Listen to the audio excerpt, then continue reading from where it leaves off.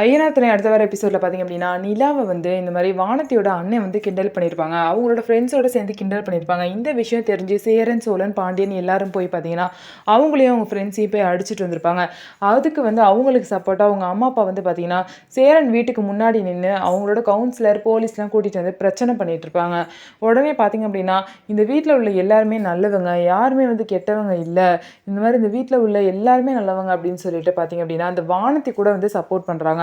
அவங்க அம்மா அப்பாவுக்கு எதிராக வந்து வானத்தையே போலீஸ்கிட்ட வந்து எங்கள் அம்மா அப்பா மேலே தான் தப்பு, அவங்க மேலே ஒரு தப்பும் இல்லை, எங்கள் அண்ணன் தான் தேவையில்லாமல் போய் அவங்கள வந்து கிண்டல் பண்ணிகிட்டு இருக்கான், நான் இந்த பையனை லவ் பண்ணுறது எங்கள் வீட்டில் பிடிக்கல, அதனால தான் இந்த மாதிரிலாம் நடந்துக்கிறாங்கன்னு சொல்லிட்டு போலீஸ்கிட்டே சொல்கிறாங்க.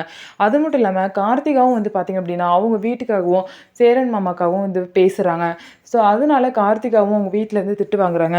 உனக்கு தான் கல்யாணம் ஆயிடுச்சுல, அப்புறம் எதுக்கு அவங்க வீட்டுக்கு போய் தேவையில்லாமல் வந்து அவங்களுக்கு சப்போர்ட்டாக பேசிகிட்டு இருக்க அப்படின்னு சொல்லிட்டு சொல்கிறாங்க.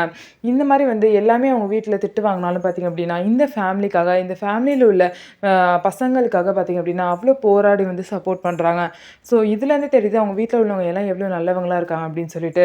இதுக்கப்புறம் சேரன் சோழன்லாம் என்ன முடிவு எடுத்திருக்காங்கன்னா, இனிமேல் நிலாவை தனியாக விடக்கூடாது, யாராவது கூட போயிட்டு தான் வரணும், வரும்போது கூட நிலா லேட்டாக வந்தானா சீக்கிரம் போய் நம்ம தான் பார்க்கணும் அப்படின்னு சொல்லிட்டு எல்லாரும் பேசிக்கிறாங்க. ஸோ நம்ம வீடியோ உங்களுக்கு பிடிச்சிருந்தா நம்ம வீடியோவை லைக் பண்ணிக்கோங்க, மறக்காமல் நம்மளோட சேனலை சப்ஸ்கிரைப் பண்ணிவிட்டு பாருங்கள்.